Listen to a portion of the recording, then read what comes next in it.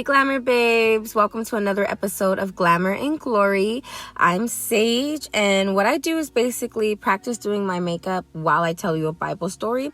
So this look here you see is like less than 3 months total of makeup doing. So yeah, and I'm recording over this because I didn't really like the intro I did record, and it's probably because I wasn't feeling the look with this wig. But once I changed the wig, it was good to go. But unfortunately, this is the wig you get to see until the end when I post some pictures of the wig that I changed it to, which is the brown one that I normally wear.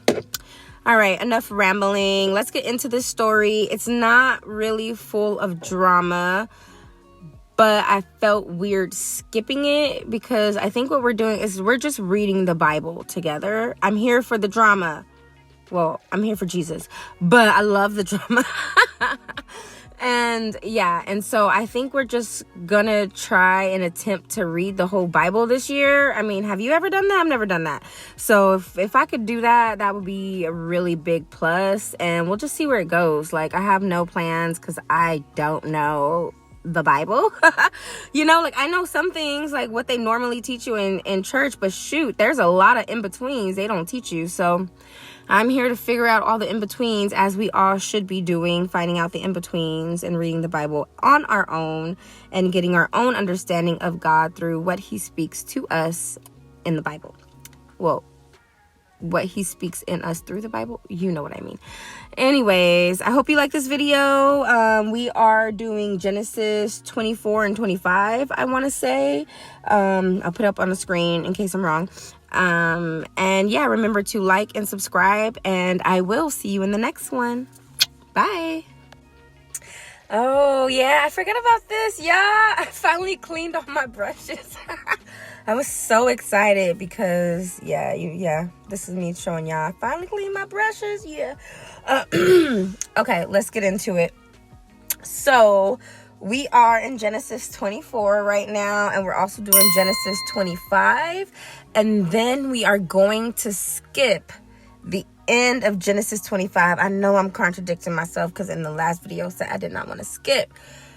But I feel like I want to do Jacob and Esau story together. I don't want to split that like I did Sarai and Hagar, and since like literally it's one story in between, I'm just gonna tell that in between story, and now we can start. Okay, so I just want to let you guys know. So that is why we are skipping 25, the end of 25, and going in all of 26.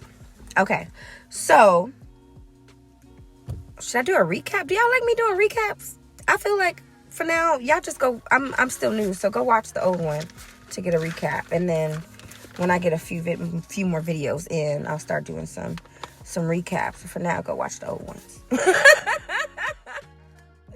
Shameless plug. So now Abraham is very old, and he's on his deathbed, and he asks one of his servants, like his head servant in charge that like of his estate and like his finances and all those good things.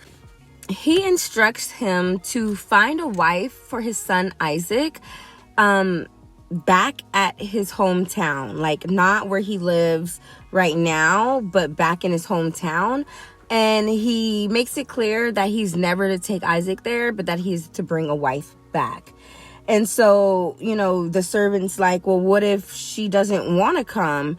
He tells him, well, if she doesn't want to come, well, he tells him that an angel will be with him first, you know.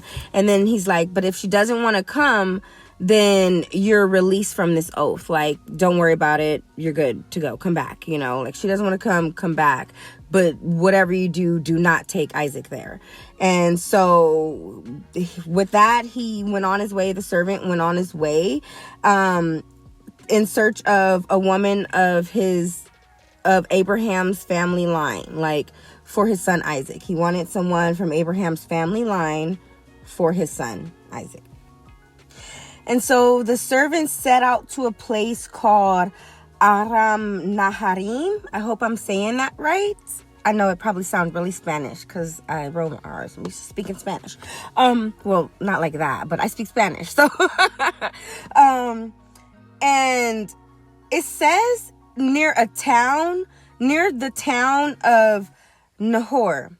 And see, this is where my investigation skills come along, because I'm like, a town?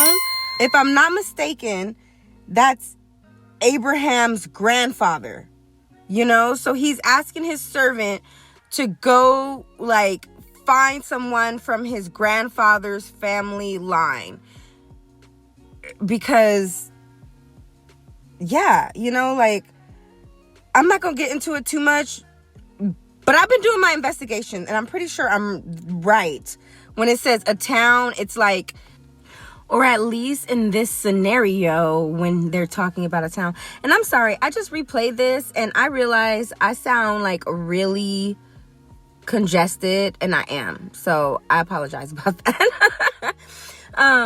But I just realized that, yeah, like, we'll move on, and I'll tell you why, okay? But we just, this is why I was like, there's no way I can do these videos without deep diving, because I have questions, and I'm like, if we can't talk about it, if we're just here for the drama, it just can't be that way. So we have to analyze this, because this is my first time, like, ever fully gonna read the Bible through. Like, I skip around. I know some stories that I like, What I used to do was just open the book to any page, or whatever. Or like I'd pray, like, God, what do you want me to know today? And I'll just open the book. But I really want to go in order. And I feel like it's important to my spiritual journey right now, and my, like, journey with God, and this path that I'm on, through healing and everything, that I just go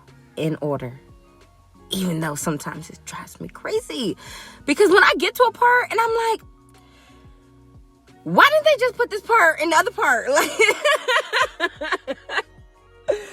Like, why you have to wait 2-3 more chapters to tell me this part that you could have just told me 2-3 chapters ago? Okay, rant over. Sorry, y'all. Let's get back to the story. So the servant's headed towards this town, and by the time he's there, he's praying to God. He's like, Lord, please don't make this a wasted trip. Have, favor on my master. Let me find a wife for him, please. And so by the time he arrived, it was evening. And this was when women back then would go and draw water, because it was more cool, so it was easier and more comfortable for them to carry, the water. And so the servant prays and asks God for help in finding a wife for Isaac. So he says, let the woman who is supposed to marry my master allow me a sip from her water, and let her offer to draw water for my camels too. That way I will know she is the one. And so right then, before he even finished praying, Rebecca came down to the well. And so he went up to her, asking her for a drink of water. And so she gave it to him. She's like, yeah, here, take a sip, my Lord. Which I didn't look into the reason she called him that. Like, did he just radiate with Jesus? Like, I don't know. Well, Jesus wasn't here yet.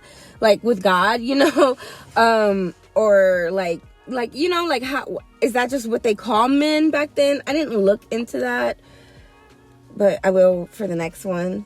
And I'll come back and tell you.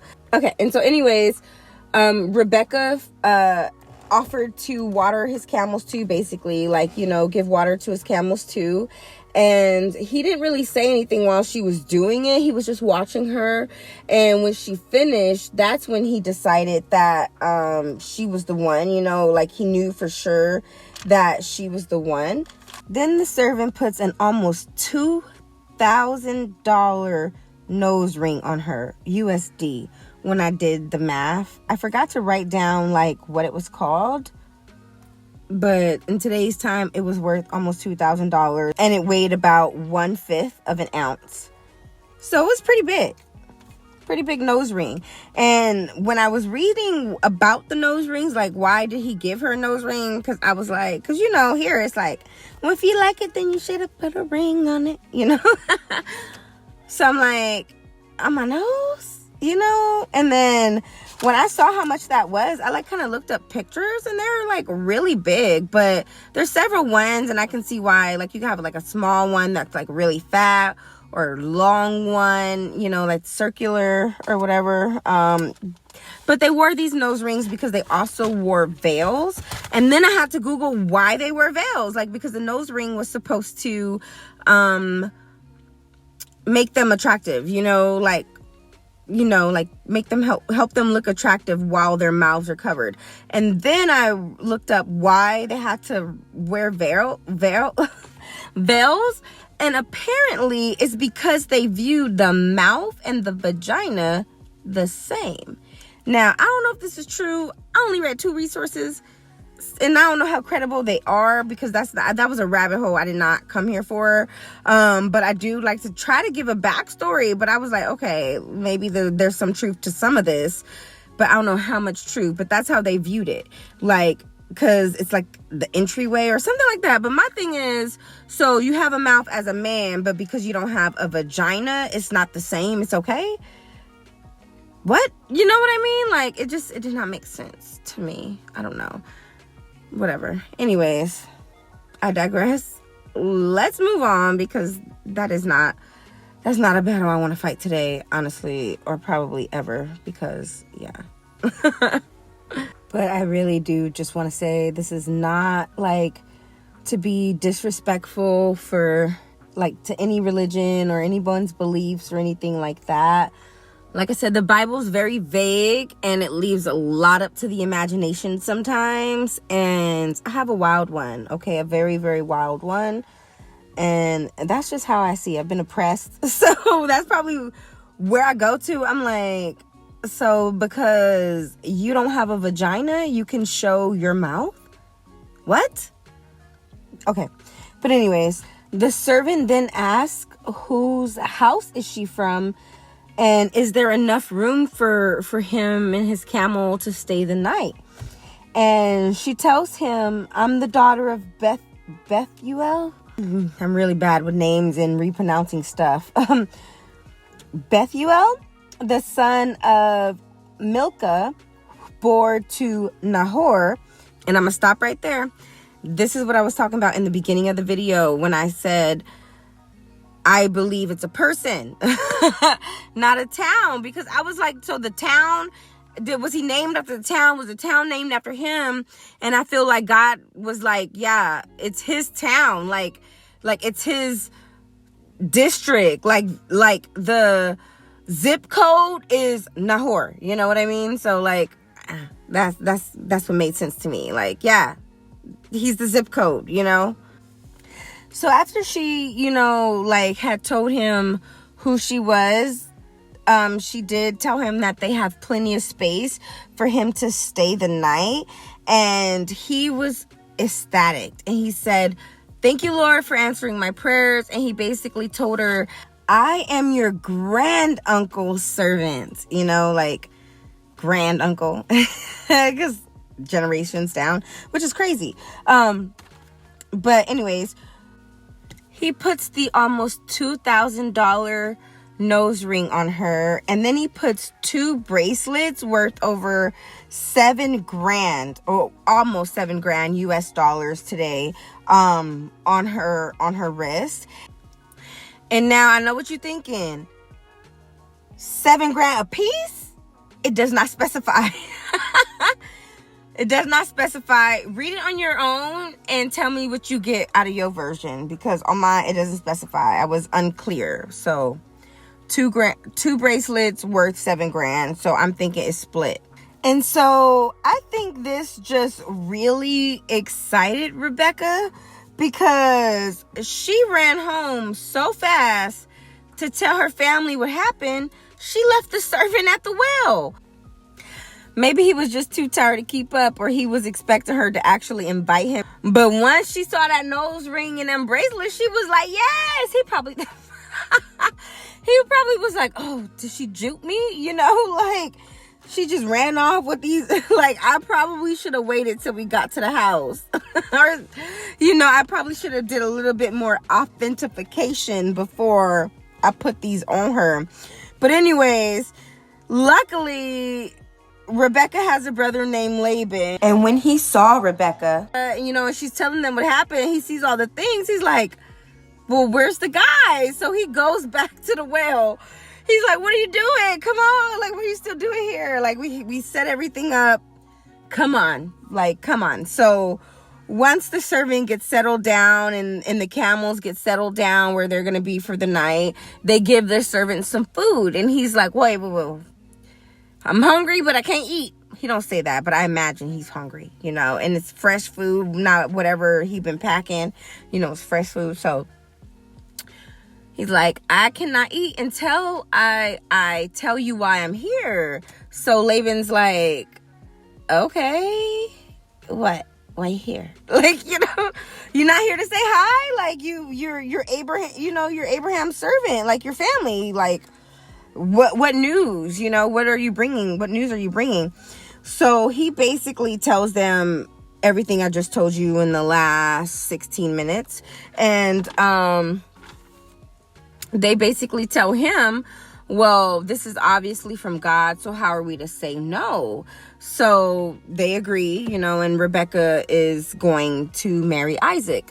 And the servant sleeps there, and Rebecca, one last night. And then in the morning, they asked him to stay 10 more days, so they could spend a little bit more time with Rebecca. But he's like, I don't want to do that. And so they kind of ask Rebecca, what do you want? And she's like, I'll go.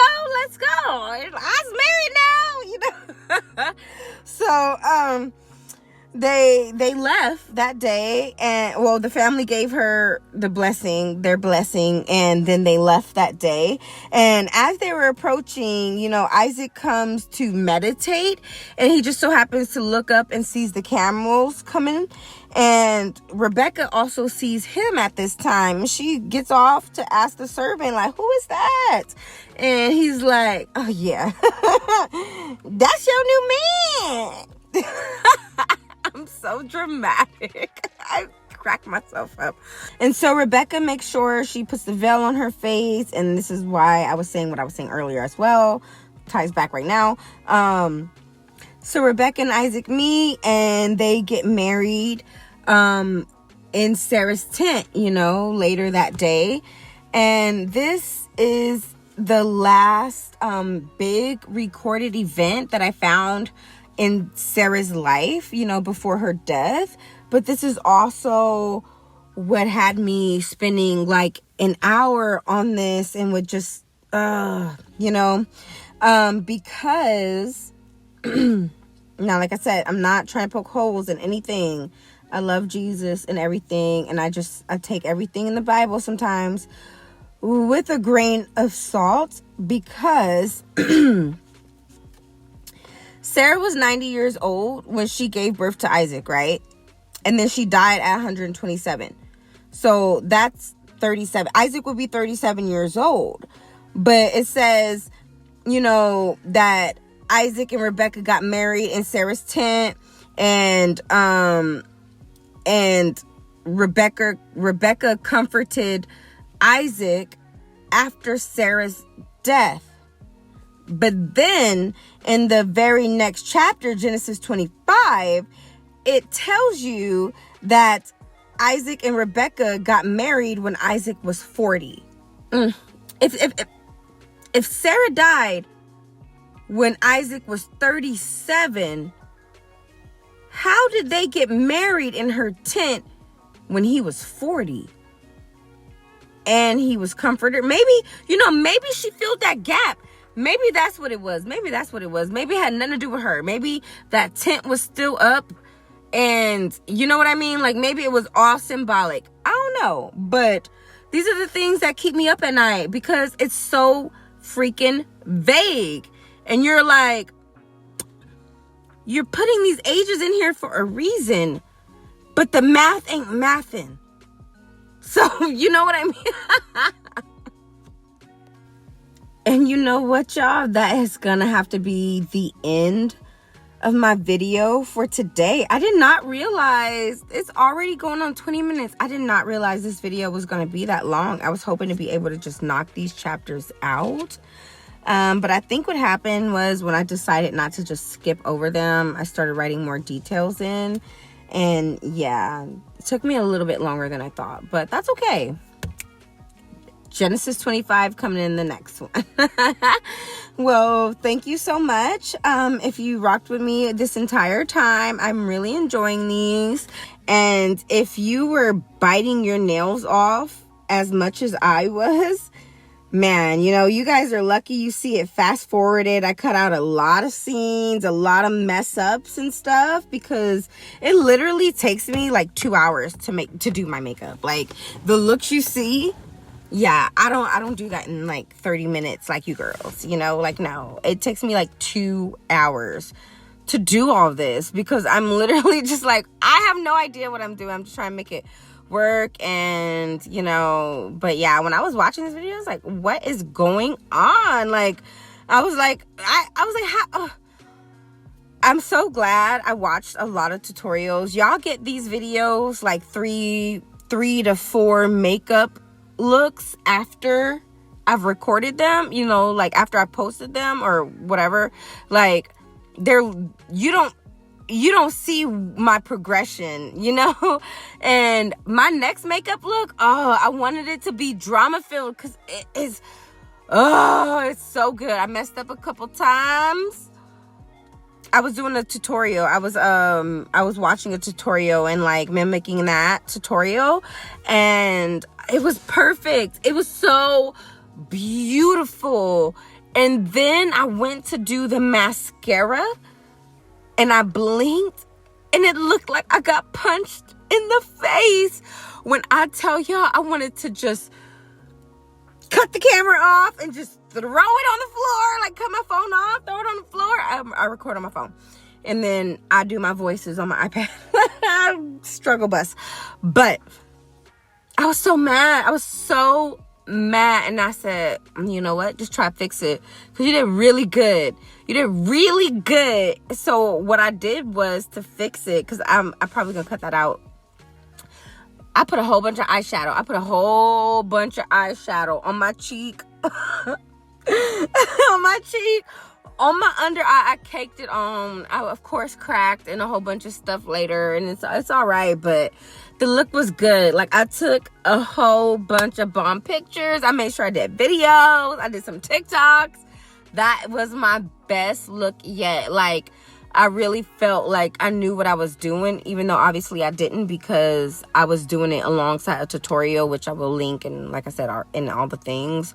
But I think I'm gonna do that. I think I'm gonna find a tutorial that I want to, like a tutorial look, and I'm gonna recreate that look while I tell Bible stories. So I'm not looking too crazy. We will just do the next story, and I will introduce you all to Esau and Jacob and their drama. You know, like if you thought Sarah and Hagar had some drama, woo, Esau and Jacob have drama. All right, y'all. I will see you in the next one. Make sure you read your Bible so you can comment and we can have a conversation about this and how you feel. Let me know your thoughts. And I will see you in the next one. I'm so very excited about that one. That look is magnificent.